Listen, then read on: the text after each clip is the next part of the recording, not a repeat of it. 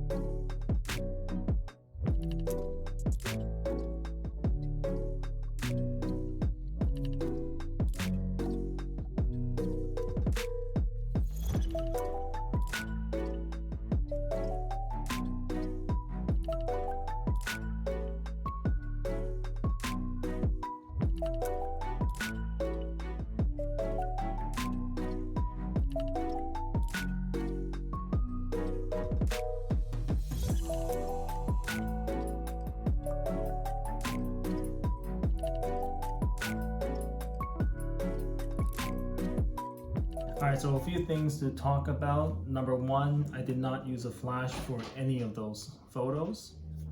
Number two, all of those pictures have been edited to some degree in Lightroom. For most of the pictures, I shot the picture through an open window, except for the pictures of the pileated woodpecker. Those ones I was just like in such a mad panic to get the shot. I shot a few through the a closed window, and it was gone before I could get any photos with an open window. So that's that. And then finally, probably the biggest thing is that except for the first few pictures of the Blue Jays, I shot the rest of the photos using RAW. And the reason for that is this camera has, this sort of weird limitation. I don't think it's weird in the sense that I think it was pretty common amongst camera companies to sort of gimp their sort of entry-level cameras.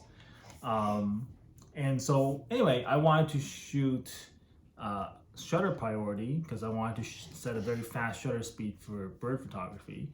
But I also wanted to set the aperture to an f8. And so in order to be able to set both of those, I had to go into manual. But with this camera, being in manual means that you have to set the ISO as well.